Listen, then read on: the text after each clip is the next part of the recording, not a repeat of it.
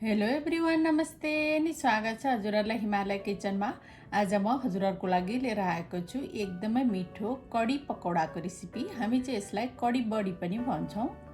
र अब यसको लागि मैले यहाँ बलमा 4 ठुलो चम्चा बेसनलाई राखेको छु र यसमा म राख्दैछु 1 ठुलो चम्चा मसिनो गरेर काटेको प्याज। मैले चाहिँ प्याजलाई यसरी एकदमै मसिनो गरेर काटेको छु। हजुरहरूले लामो चाना पारेर काटेर लिन पनि सक्नुहुन्छ। त्यसैगरी मैले राखेँ हरियो धनियाको पत्ता, 1 सानो चम्चा लसुन र अदुवाको पेस्ट, 1/4 चम्चा बेसार, आधा सानो चम्चा जिरा र धनियाको पाउडर, आधा सानो चम्चा चाट मसला,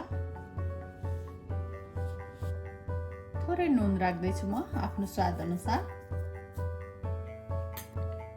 र 1 सानो चम्चा जति पानी। र अब यसलाई राम्ररी मिक्स गरौँ।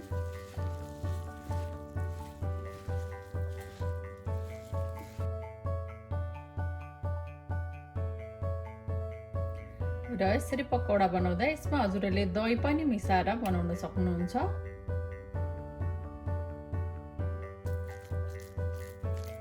र अब यसरी मिक्स गरेर यसलाई 5-10 मिनटको लागि छोपेर यतिकै राखौँ।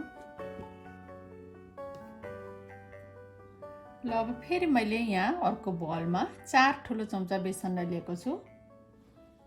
हजुरहरूले अलिकति थोरै बेसन लिन पनि सक्नुहुन्छ आफ्नो इच्छाले, 2 देखि 3 ठुलो चम्चासम्म। त्यसैगरी मैले यसमा राखेँ 1 कप दही,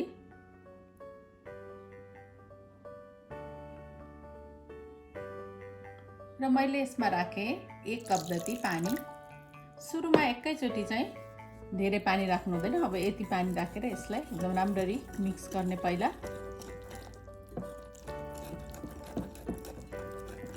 अब एकदमै राम्ररी दही र बेसनलाई मिक्स गर्नुपर्छ पहिला।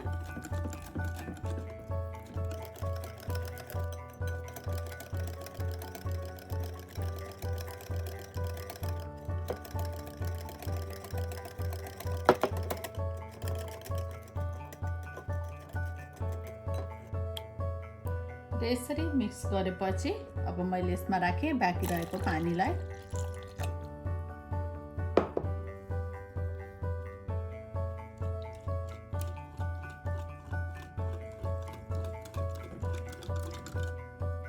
फेरि मिक्स गरौँ।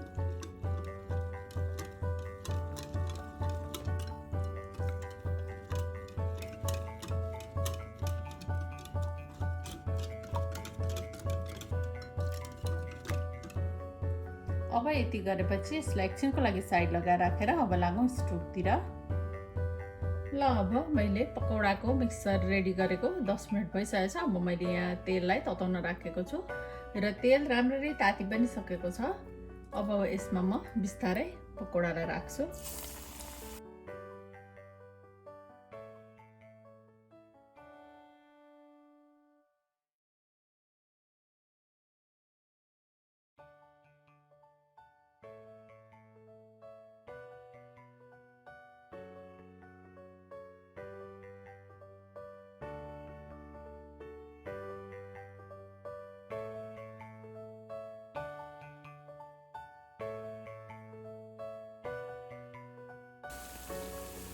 ल अब पकौडा बनेर रेडी भएछ, यसलाई म जित्दैछु।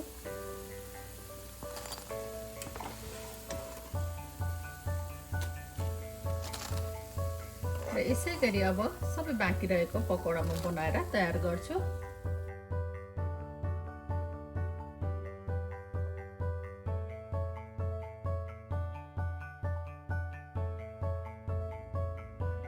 र अब कडी बनाउनको लागि फेरि मैले प्यानमा 1 ठुलो चम्चा तेललाई तताउन राखेको छु।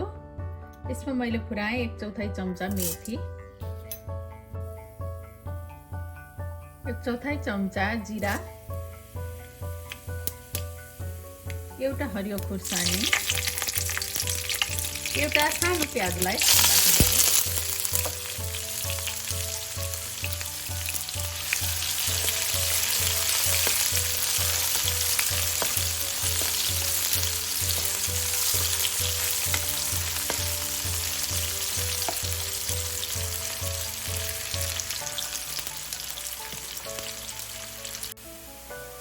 तयार जतिको भएपछि मैले फेरि राखेँ यसमा 1/4 चम्चा बेसार।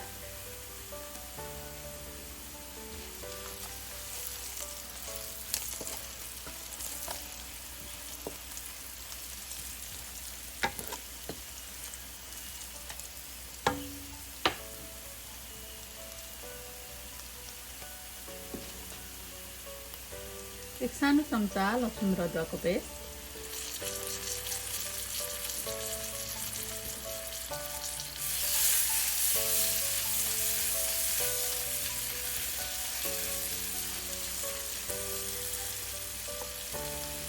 आधा सानो चम्चा जिरा धनियाको पाउडर,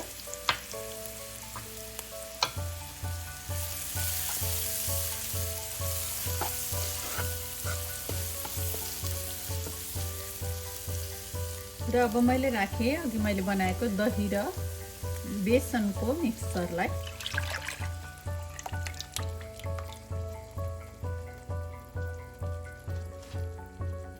अब मिक्स गरिदिउँ।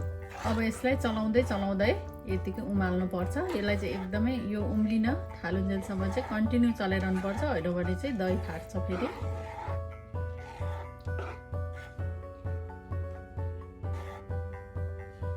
हिटलाई मिडियम राखेर यसलाई यसरी चलाउनु पर्छ।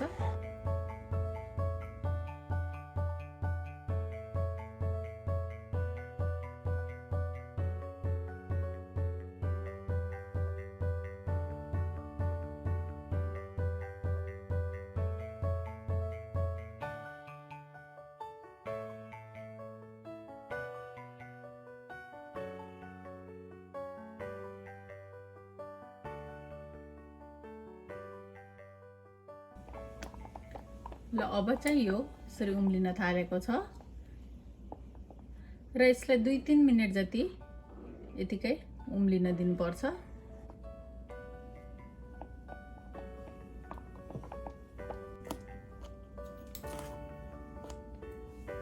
र 3 मिनेट जति यसलाई उमालेपछि यो हल्का बाक्लो भएको छ। यसमा मैले थपेँ थोरै आफ्नो स्वाद अनुसार नुन। चलाइदिउँ। कडी कतिको बाक्लो पातलो आफूलाई मन पर्छ त्यही अनुसार हामी यसमा पानी राख्न सक्छौँ।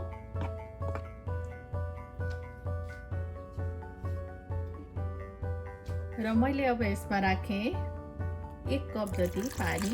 यो चाहिँ मैले उमालेको मनतातो पानी दिएको छु। म चाहिँ अलिकति पातलो टाइपको कडी बनाउँदैछु। हजुरहरूलाई बाक्लो राख्न मन पर्छ भने यसमा अलिकति कम पानी हजुरहरूले राख्न सक्नुहुन्छ आफ्नो इच्छा अनुसार।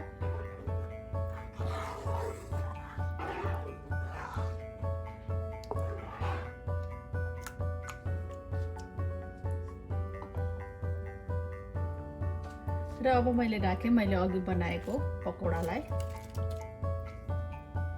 थोरै धनियाको पत्ताहरू पनि राखेँ। अब यसलाई पकौडा राखेपछि फेरि 1-2 मिनेट जति यसलाई उमाल्नु पर्छ।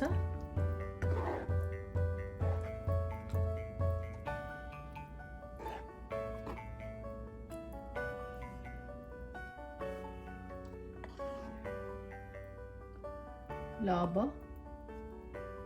कडी पकौडा चाहिँ पाकेर रेडी भएको छ।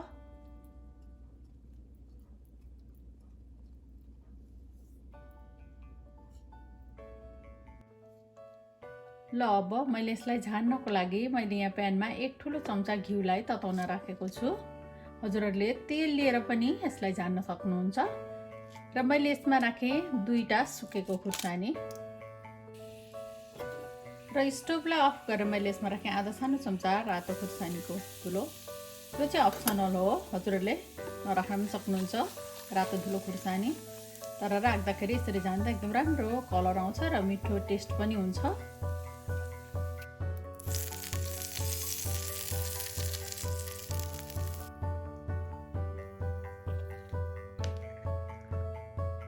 अब चाहिँ यसरी झानिसकेपछि हाम्रो कडी पकौडा खानको लागि रेडी भएको छ। हजुरहरू पनि यसै गरी सजिलैसँग घरमै कडी पकौडा बनाएर खानलाई ट्राई गर्नुहोला। एकदमै मिठो हुन्छ र सजिलै बन्छ पनि। हस्त यो एकदमै मिठो कडी पकौडाको रेसिपी हजुरहरूलाई राम्रो लाग्यो भने हाम्रो भिडियोलाई लाइक कमेन्ट सेयर गरिदिनु होला। यस्तै यस्तै रेसिपीहरूको लागि हाम्रो च्यानललाई सब्सक्राइब पनि गरिदिनु होला। सब्सक्राइब गरिसकेपछि नजिकै रहेको नोटिफिकेसन बेललाई पनि अवश्य पनि क्लिक गरिदिनु होला। फेरि पनि यस्तै मिठो परिकारको रेसिपी लिएर आउने नै छु। हाम्रो भिडियो हेरिदिनु भएकोमा हजुरहरूलाई धेरै धेरै धन्यवाद।